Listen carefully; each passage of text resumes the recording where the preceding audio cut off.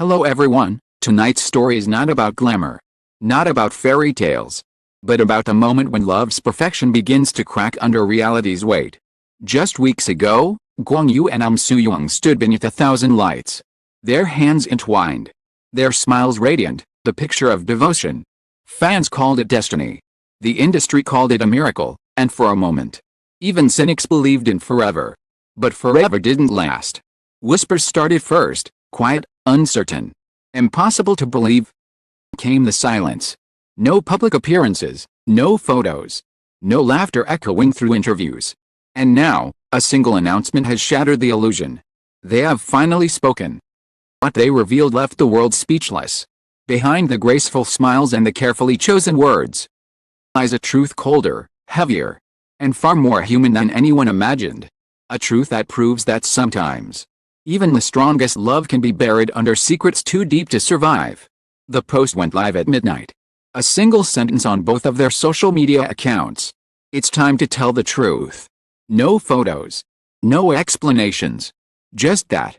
The world froze. Fans flooded the comments. Reporters refreshed pages like madmen. And within an hour, Gong Yoo and Soo-jung announcement dominated every headline. By morning, both of them had vanished. Their agencies claimed they needed time. But whispers filled the gap: betrayal, hidden illness, secret deal. Even a child no one knew about. Every rumor sounded possible. Because the silence made them all believable. Then, 3 days later, a private press conference invitation leaked online. Location: an old art hall in Itaewon. Attendees: limited to 10 reporters. Time: 8 p.m. That night, the hall was wrapped in rain and flashing bulbs. Soo-jung walked in first, black dress. Hair tied back, pale but calm. Minutes later, Gong Yoo followed, wearing no tie. His expression unreadable. They didn't stand together. The cameras clicked like thunder. Are you divorcing? Was it a contract marriage? Did someone cheat? Neither spoke for almost a minute. And Gong Yoo stepped forward. His voice low but steady. This marriage was built on something that wasn't real. We didn't mean to lie, but we did. A ripple of shock cut through the room. Soo-jung's hands trembled slightly as she unfolded a small note. Her voice was soft, almost detached. Started with a promise, not of love, but of survival. Reporters leaned forward. We were asked to marry, she continued. Not by family, not by choice. But by people who saw profit in our names. A project disguised as romance. A union to protect an image and bury a secret. She looked up. Her eyes met Gong Yoo's. But somewhere in the lies, we started to care. And that made it worse. A silence fell so heavy it felt alive. Flashback to 3 months earlier. Gong Yoo's agency had been facing a scandal, an investor lawsuit that could ruin them.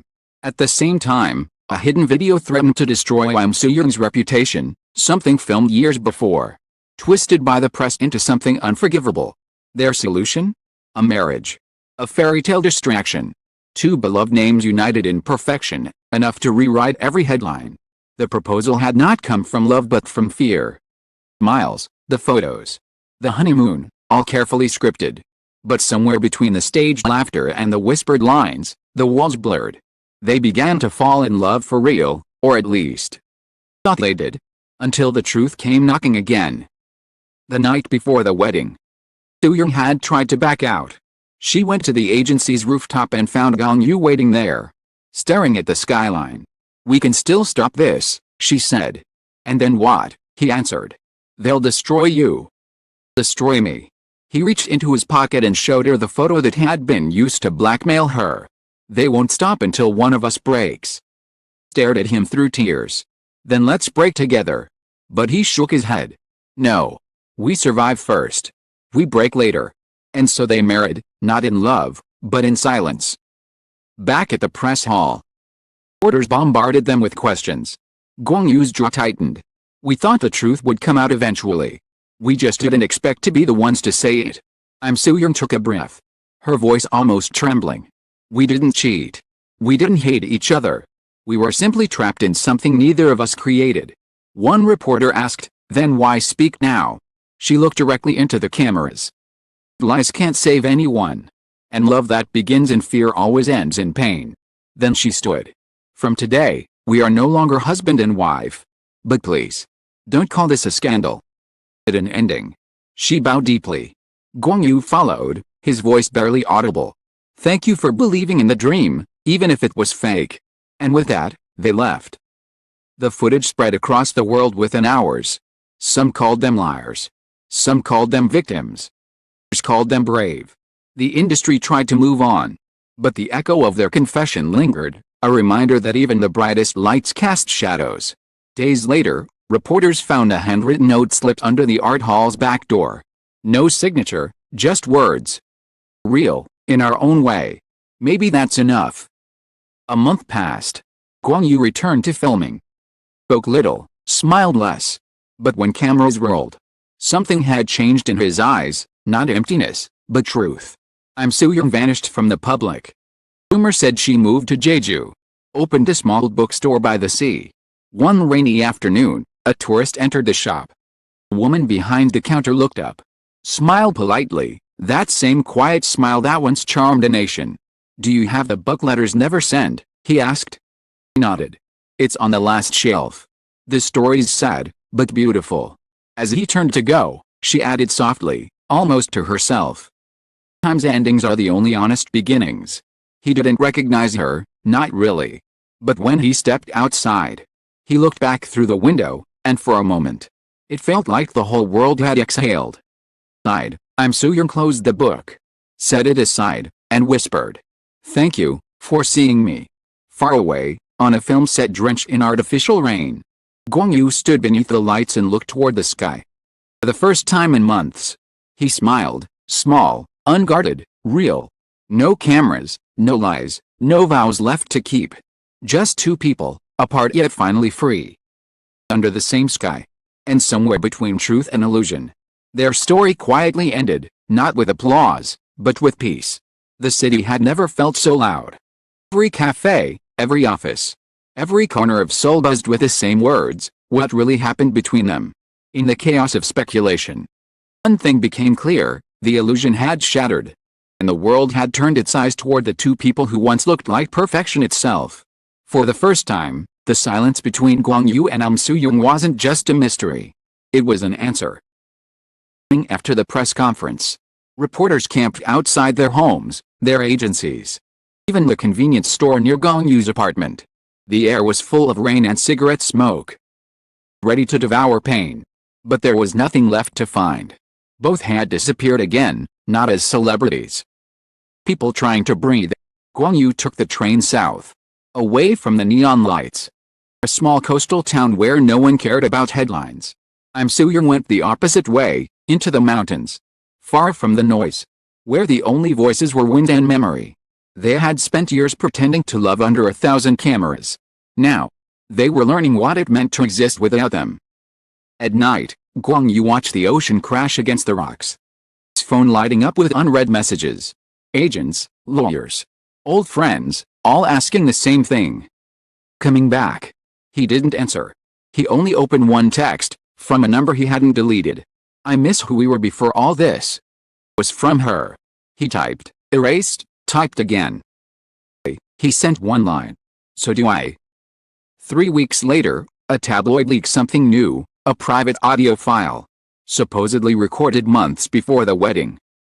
A man's voice whispered, "If we tell them the truth, we lose everything." And a woman's voice replied, "If we keep lying, we lose ourselves." The public went insane. The agencies denied the recording. But those who listened carefully knew, the voices were theirs. Suddenly, their confession no longer sounded like scandal. It sounded like survival. The world eventually moved on. Another celebrity broke up. Another scandal erupted. Another shiny distraction took their place. Those who remembered. Something about their story lingered, an ache. Reminder that not every beautiful thing survives under light. Then, almost 6 months later, something unexpected happened. That video appeared online. Posted from an unverified account. No caption. No title. Just a still frame of ocean waves and a voice, her voice. People think silence means the story's over.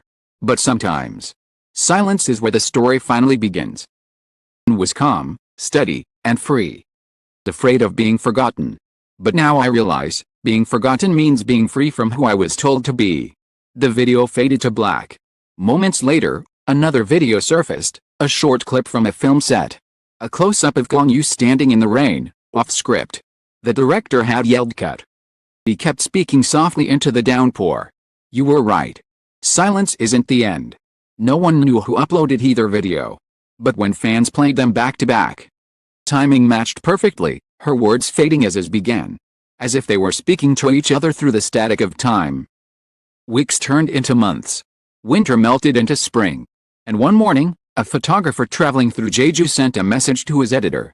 I think I saw her.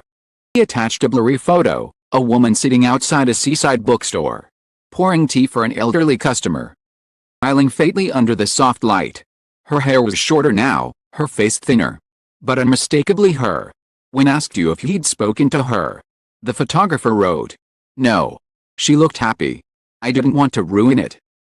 Meanwhile, in Seoul, Gong Yoo's new film premiered, his first project since the announcement.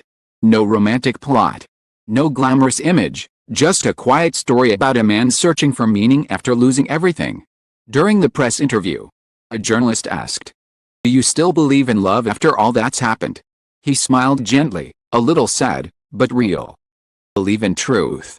And maybe that's close enough. A few weeks later, he received a package at his apartment, no return address. Just a simple brown envelope. Inside was a single book, letters never sent. First page, a note written in neat handwriting. Once told me we'd break later. I think this is what later looks like. Thank you for keeping your promise, even after everything broke.